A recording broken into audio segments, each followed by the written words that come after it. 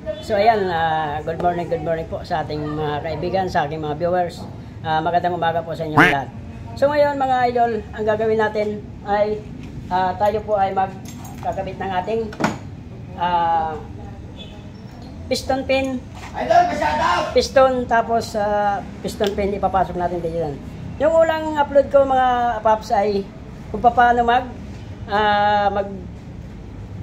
mag-troubleshoot ng loose compression engine dito po sa ating makina na for GB1 engine, BG1 engine. So ito naman mga paps, bago tayo magkabit ng ating piston pin, kailangan make sure muna natin na malinis yung ating connecting rod. Ito po. So ito na po yung ating connecting rod bushing na pinakabit. So pinamasin shop natin yan, pinabawasan natin kasi medyo masikip siya. So ngayon ito mga paps, kailangan bago natin ipasok ang ating piston pin, siguraduhin po natin na wala pong clearance yan. So ganyan po. So yan. So yan po. Bali 0-0 po yung kanyang clearance, pero naiikot naman po siya. Wala po siyang kalog na ganito po mga paps. Kasi pag ito mga paps, based on my experience, pagka ito po medyo may clearance, ito po ay nagiging dahilan din ng makalantog din yung ating makina. Isa po yung ating itong piston pin. Atin po ikakabit dito po sa ating piston. So panoorin po natin mga paps. So ito po mga paps, ang gamit natin ay NPR. Nice. NPR na piston ring, standard po. Nippon piston ring ang ating gamit na piston ring mga idol. Bali meron po tayong tatlong klase na piston ring. Meron po tayong first ring, second ring, tapos oil compression ring or third ring. Ito mga paps. Bali tatlo po. So ngayon, una tayo dito sa first ring compression. Susukatin po natin yung clearance. So ingat po tayo sa pagbubukas ng galita mga idol. Kasi pagka mali po itong atong piston ring, pwede po natin maibalik yan.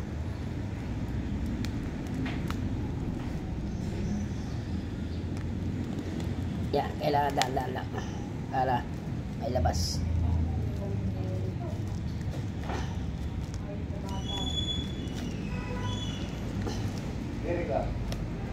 Yo, so nailabas po natin ang ating first compression ring. Dito tayo sa pangalawa.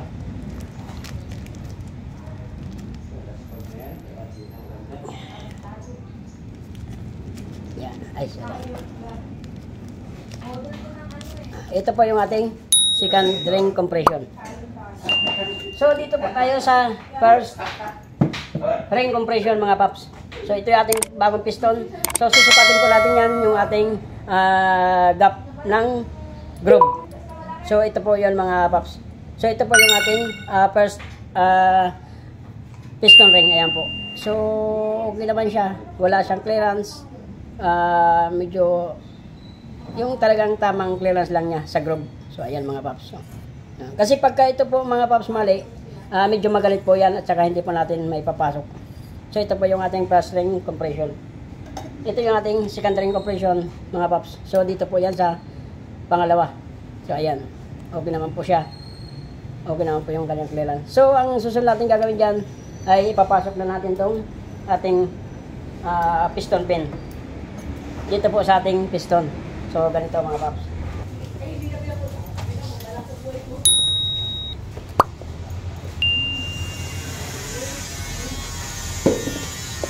So ito mga paps ng ating mga bagong piston. So ayan. Yan ang ating mga bagong piston. Yan.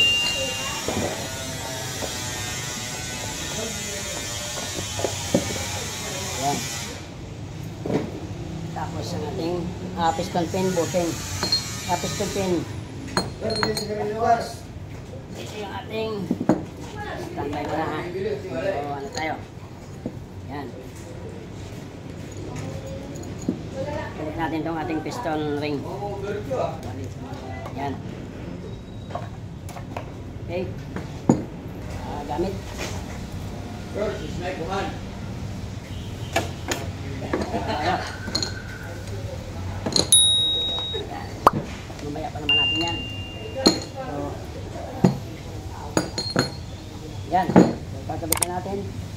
So, ganito po yan mga paps. Magkabit ng ating piston sa connecting rod bearing. So, ito mga paps, lagi yan nakaharap dito sa ating paps. Ayan po, makikita nyo po, may arrow yan. So, lagi po yan paharap ng makina. So, bali ganito po yan mga paps. Ito nakaharap. So, ito lahat ng mayroon pong ganyan. May marking, may pangalan o number, mayroong ganyan. May toldok din. So, lagi po ito nakaharap. So, ang gagawin natin yan, ito nakaharap.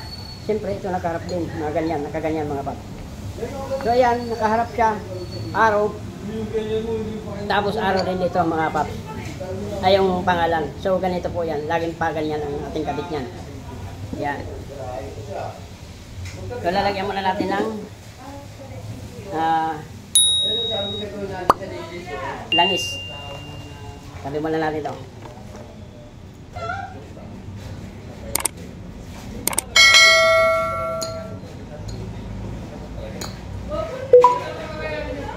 Yan.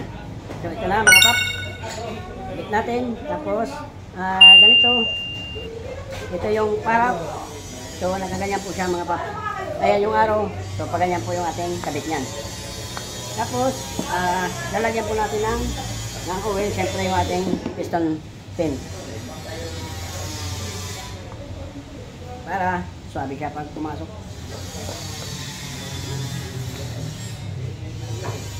Ayan po. Yo. Kailangan hindi siya magalit. Yung magagalaw siya mga paps. Ayan. Yo. Yo. Yung hindi ka persado.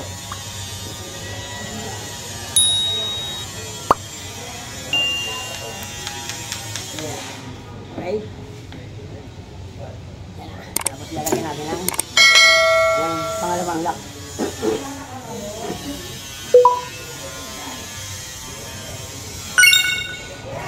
Yo.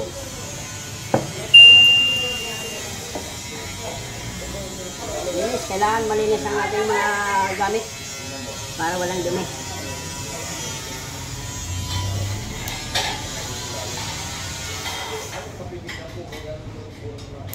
Yo.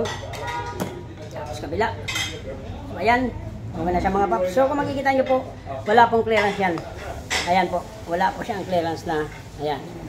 So, ibig sabihin wala pong tendency yan para lumagatok yung ating piston. So, ayan mga paps. Pero ayan po, nagagalaw po siya. Ayan. Wag po i-stack up. Hindi po pwede i-stack up yan. Kailangan gumagalaw siya. Ayan. Bale, kasi ganyan lang naman ang trabaho niyan mga idol. Up and down. Okay. So, ito na tayo sa pangalawa. Kuya po. Mamaya, paano? Oo. May malaman sila. So, ito yung ating pangalawa.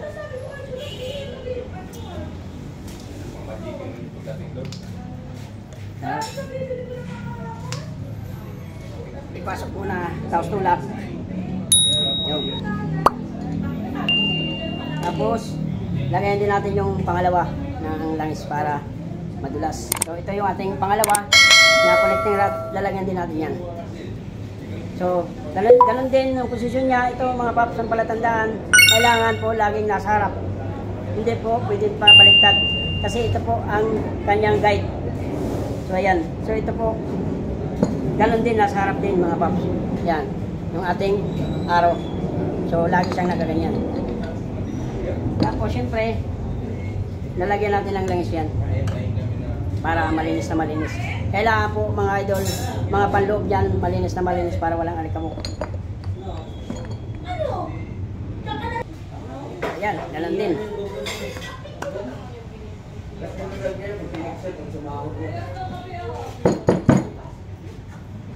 Yan. Bali pangalawa. Okay. So, fast forward na tayo dito mga paps. Nakadalawa po tayo. So, para hindi mahaba yung ating video, fast forward na po natin itong ano natin. Dalawang piston.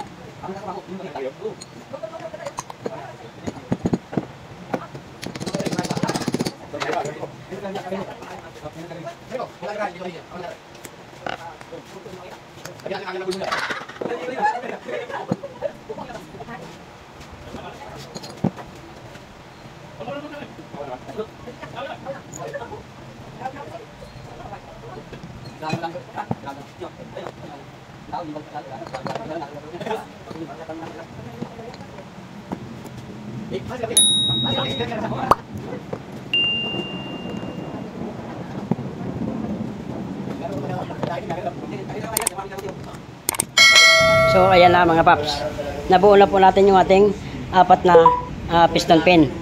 Piston pin with piston mga paps. So ayan, ayan po yung kanyang marking nasa harap po, ayan po.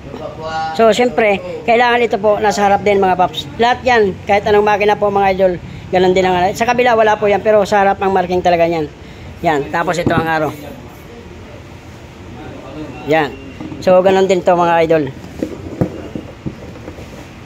Yan, nasa harap din. Andito rin yung marking niya, number. So yan, Isuzu. So yan, bali lahat na po yan, na-check na po natin. So okay naman yung kanyang clearance dito mga paps sa ating piston pin. So all goods na po yan.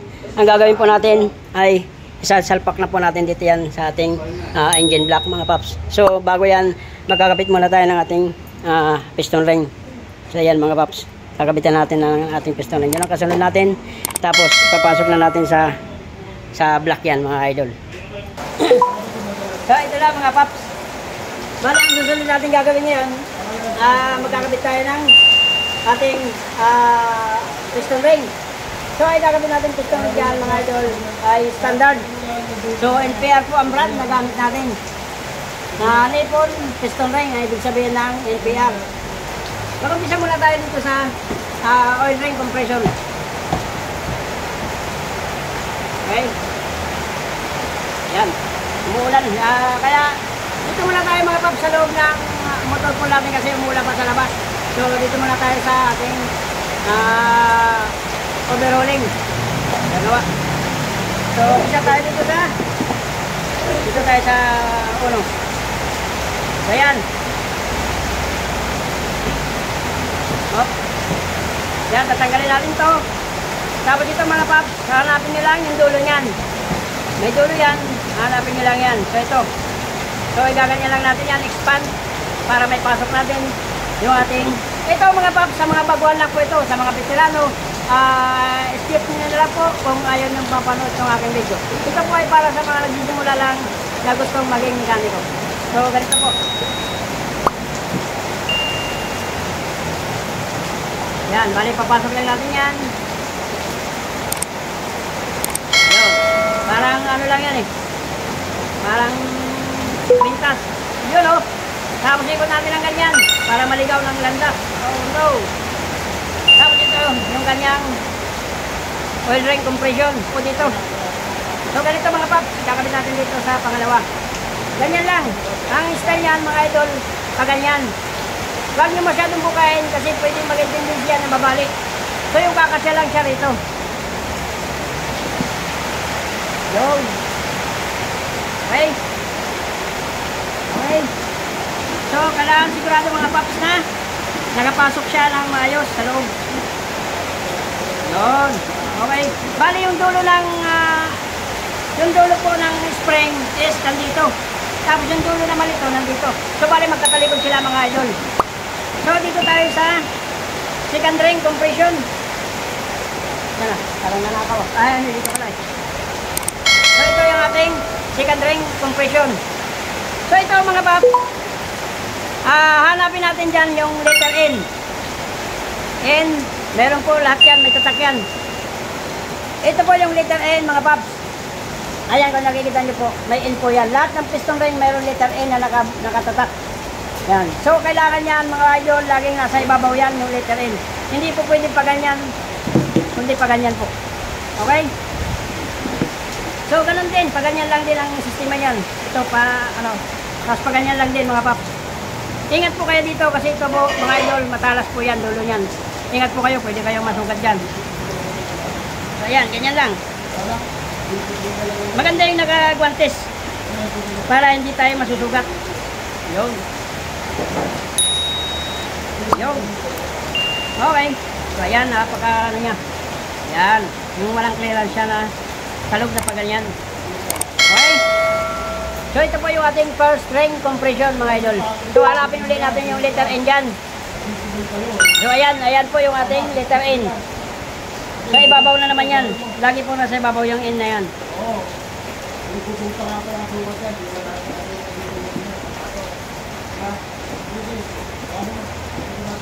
Okay.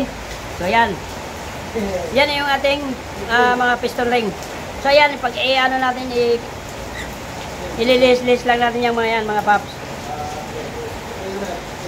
Hindi pwede magkakatapat. Doon na natin sisit up yan. So, ito. Tapos na pa tayo sa isa. Sa pangalawa tayo. So, ayan. Pasok. Luling-ling. Ay, luling-ling. Yan. Tapos sa likod. Tapos.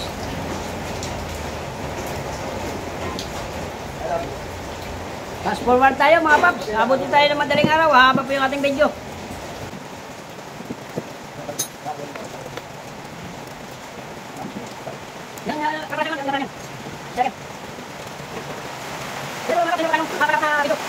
Yan.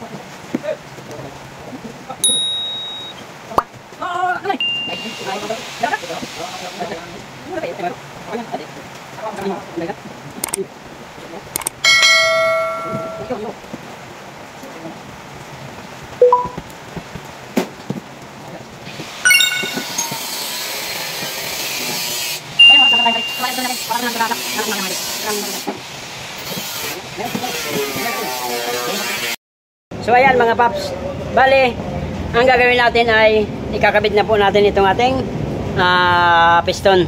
So ayan, naka-set up na yan. Bali yan pala ang aking magiging partner. Matagal na po siya, yun nga po yung sinasabi ko po sa inyo na gusto po siyang mag-helper sa akin. So matanong kita, bakit nagustuhan mong mag-helper sa akin? Ano ba ang gusto mong mangyari sa yung ano? Gusto ko kasi gusto ko matuto.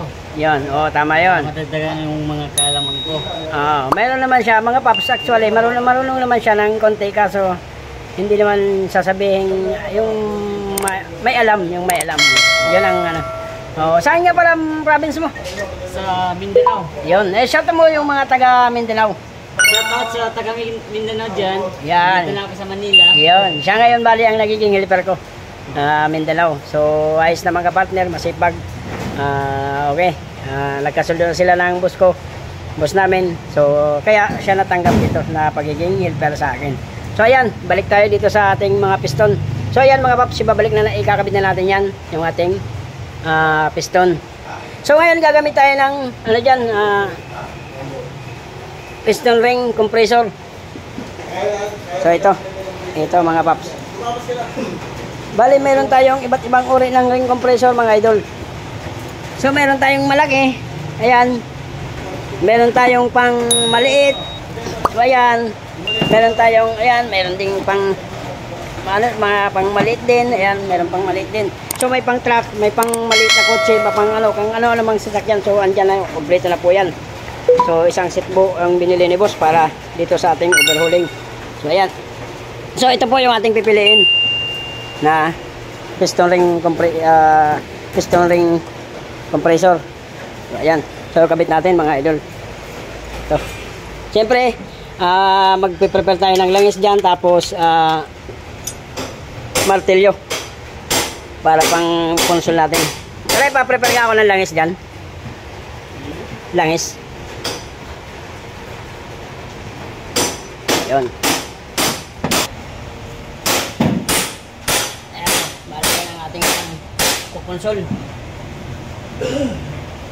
Yan. Ayan, mag-start tayo sa number 1 mga paps. Sa uno, siyempre. Huwag ko palang iskip, eh. Flat. Okay, so ayan, meron tayong martilyo. Yung mga gagamitin sa towel. So, nang gagawin natin dyan mga idol is maglalagay muna tayo ng langis dito sa ating liner, sabor. Ayan. Kailangan malagyan din yung ating sibilyan. Tapos, yan. Okay. Tapos, siyempre yung ating piston. Malagay tayo. Wala ka muna natin para wapit. Babalik ako. Yan. Siyempre, dito lalagyan natin yan. Ating bearing. Okay. Tapos,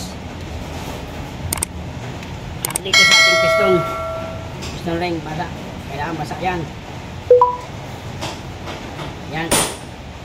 Tapos, isisintahan natin yan. Yan. Tapos, kailangan lang sila pagkatalikod para nagkakahayaan.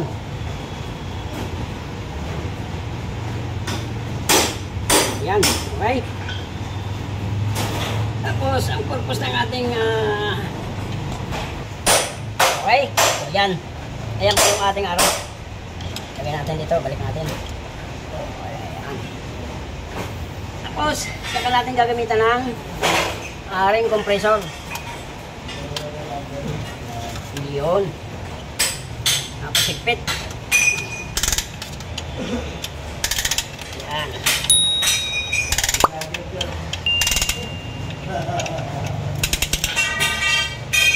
Okay. So, ganyan lang mga idol. Yan.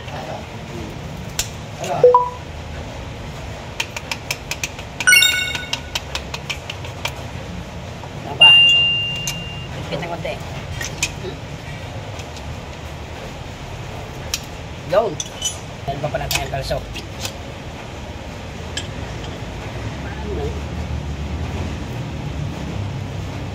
Yan. So,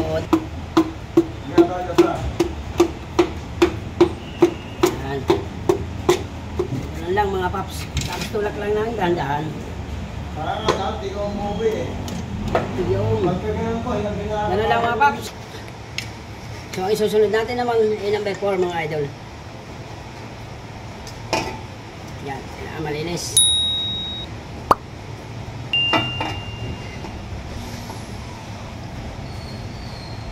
Tapos set up natin. Tapos langis.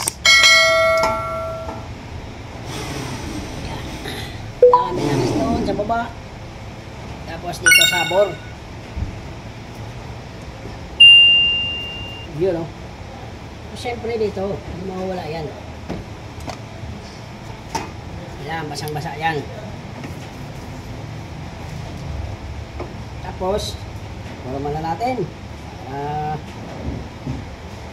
Malayo natin camera ko. Yun. Yan. Okay. Tapos, siyempre, lalagay tayo ng langis dito. Ay, okay.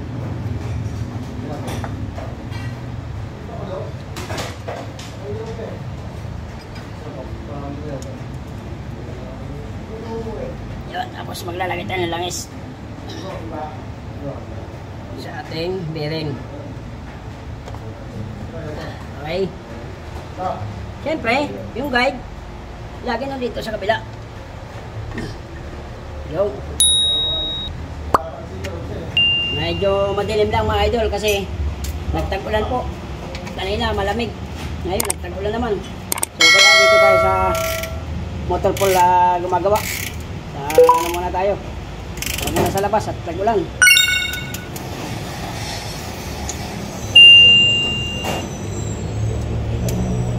Yo. Tapos pasok. Ganyan. Pupuk konti para pumantay.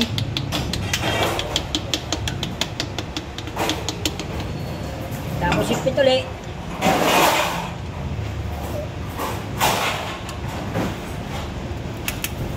Okay. Tapos pupuk. Dahan-dahan lang. Papasok pa rin yan para hindi mabigla. Ayan. So, tulak. Okay. Tapos, ayan na, yung ating ano. So, ngayon, iikutin natin ang ating makina. Punta tayo sa 2 and 3. Sa ilalim naman muna tayo. Stop. So, ayan mga paps, meron pong palatandaan yan. Ayan, number 4. Ito, number 1. Yan. So, lahat po yan, kahit sa connecting rod, o dito, meron pong mga number yan. Yan, number 2. Ito, number 3. So, lahat po yan may mga number kaya hindi tayo maliligaw dyan. So, dito muna tayo sa 1 and 4.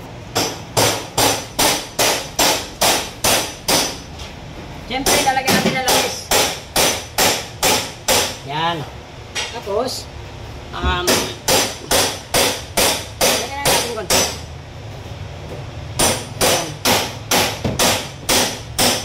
Okay.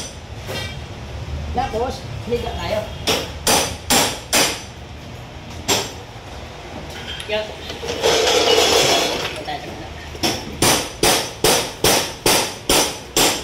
Pwede ito mag-video. Oo, hindi okay lang yan. Ano muna sa ilalim. Yan, liga muna tayo para matulog.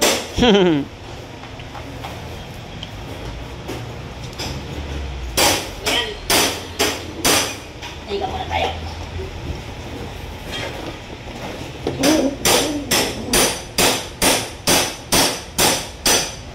Siyempre, number 1. Yan. Number 4. Kamila. Dito na. Oo.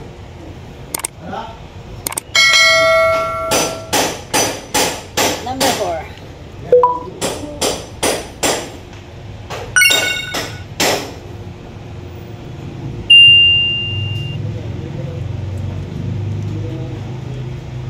Okay, hindi makuha ito. Ah. Hindi na makuha. Ah. Hindi na, kahit hindi na makuha connecting rod. Mana? Hindi makuha. Okay rin? Hindi, okay lang yun. Ah. Number 1. Okay. Oh, number 1.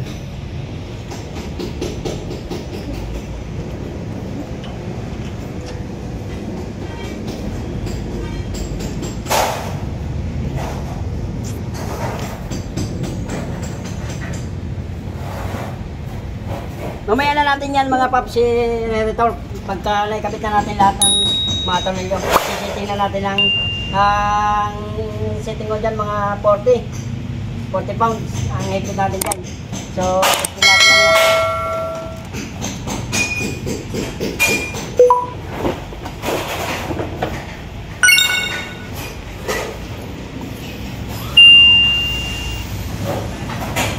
Isa siyang 20 kilos.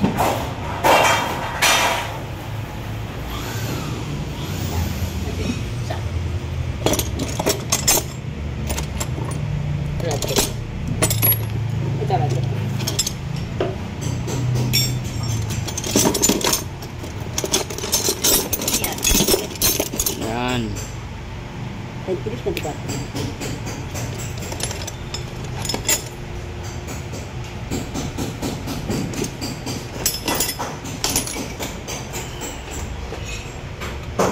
Para 24. hindi na ako sigurado. Oo nga.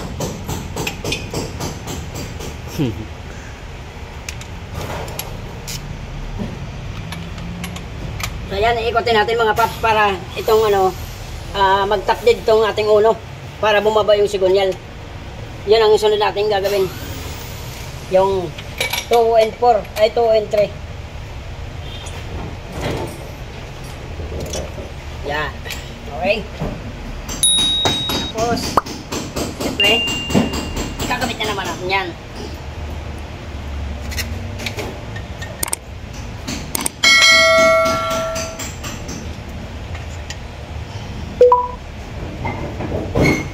Siyempre, pala.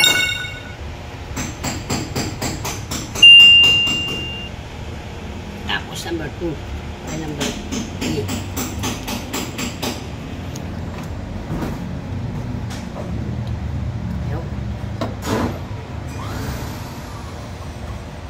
Siyempre, magpupunas tayo dito.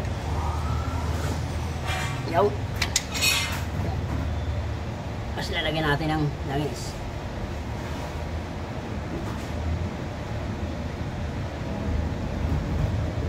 Siyempre, dito din.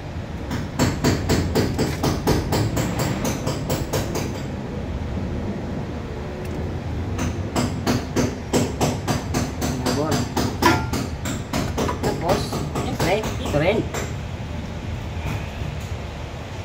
Ito. Yan. Kailangan basang-basa, mga idol.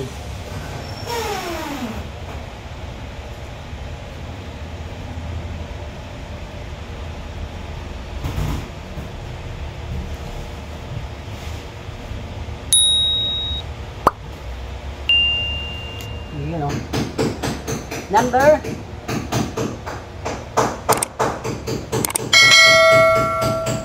2. Yan ang ating number 2. Gusto nyo natin pamihit.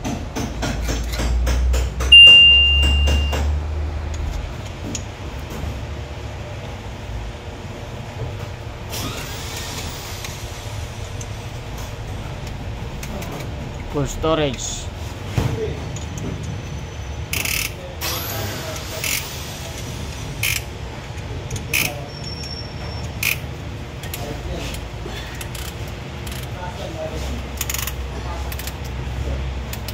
Yung tapos pasok. Hop, guide. Lahat yan nakapaabante. Yung araw.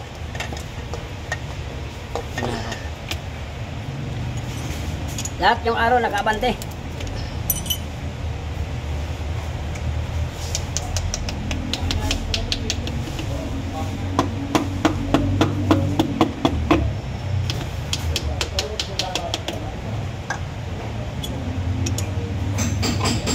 Yung. Tapos, dandahan lang, tumpok. Smooth lang. Papasok din yan. Yun, hindi nyo pwedeng biglan yan. Kasi pag biniglan yan, sumabit yan, putol ang piston ring. Okay, next, number 3. Matatapos na tayo.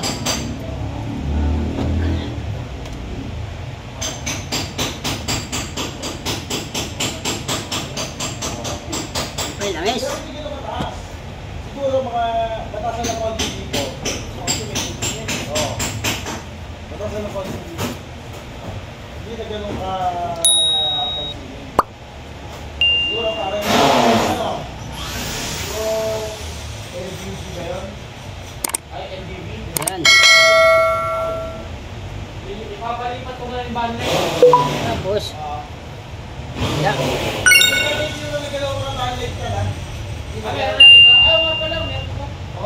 Hindi ano, kami baklas na ganyan. Yun. Okay. Oo, totally baklas yun eh. Hindi namin, ano, kung yung basic na. Araw. Dito. Yan.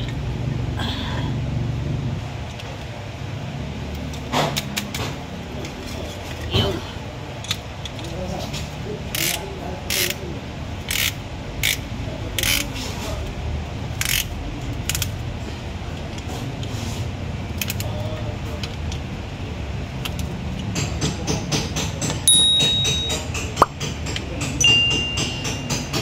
Okay, pupok. Higpit. Okay. Tapos, pupuli, dandan lang.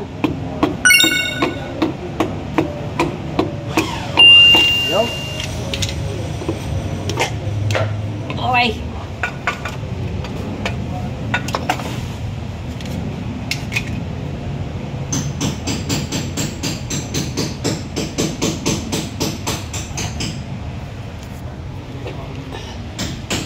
So ayan mga idol, bali na ikabit na po natin lahat yung ating mga piston. Yan. Lilinisin natin yan. Yan. Okay. Tapos, bali yan, mga bago na yan. Yung ating kailangan mga idol, yung mga araw nyo, laging paharap. Yun, paharap din yun. Ito, paharap din. Tapos ito, kailangan na lagi naka-forward yung ano natin, araw. So, magkakabit naman tayo sa ilalim ng ating connecting rod cap, bearing. So, yan. At pagkasunod niya, pagkatapos yan mga paps, magpipiting tayo sa connecting rod. Tapos, kakabit natin yung ating oil pan. Tapos, dito na tayo sa cylinder head, sa taas naman. So, hanggang dito na lang mga paps ang aking video. Mayroon po itong pang-apat na video para kung paano natin paandarin, kung paano natin ikabit ang cylinder head, kung paano natin i-tune up. So yun ang magiging last part ng video natin. So hanggang dito na lang muna yung aking video. Maraming salamat po sa mga nanonood sa aking mga vlog. So thank you po. Yan yung aking partner na pinanonood ako. Salamat mga idol. Please like, share, and subscribe. Pakiclick na rin ng notification bell para updated po kayo sa aking susunod na ipapakitang video. Maraming salamat po sa inyo lahat.